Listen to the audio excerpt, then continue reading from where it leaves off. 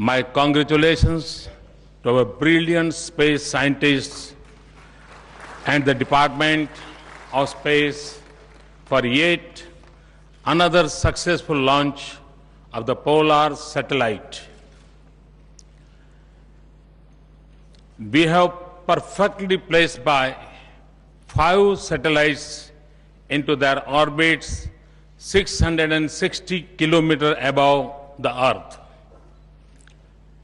This fills every Indian's heart with pride, and I can see it reflected in the joy and satisfaction on your faces.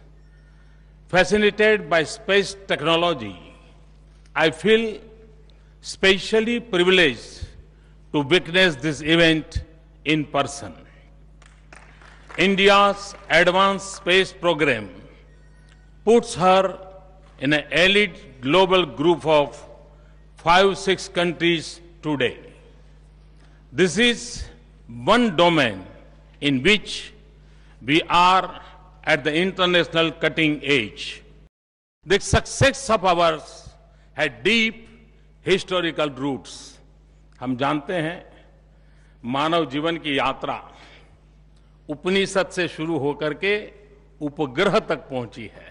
वैज्ञानिक सिद्धियां ultimately सामान्य मानवी की जिंदगी के बदलाव के लिए है, और जब तक हम ये नहीं करेंगे, कभी कभी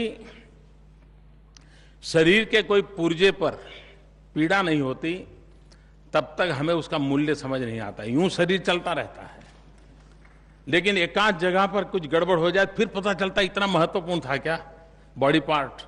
वैसे इस पूरे ब्रह्मांड में, इस पूरी विकास यात्रा में स्पेस साइंस का कितना महत्व है, ये मानव जात को समझाना, उसको अनुभव कराना, ये समय की मांग है। सार्क देशों की गरीबी के खिलाफ जो लड़ाई है,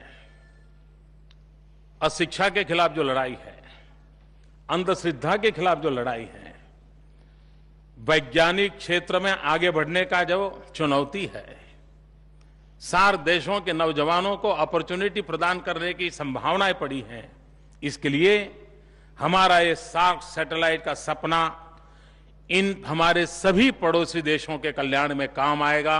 और इसलिए मैंने आप सामने प्रस्ताव रखा है कि हम एक सार्क सैटेलाइट लॉन्च करके हमारे सार्क देशों को एक अनमोल नजराना पेश करें, ताकि उनके कल्याण में हम भी भागीदार बने।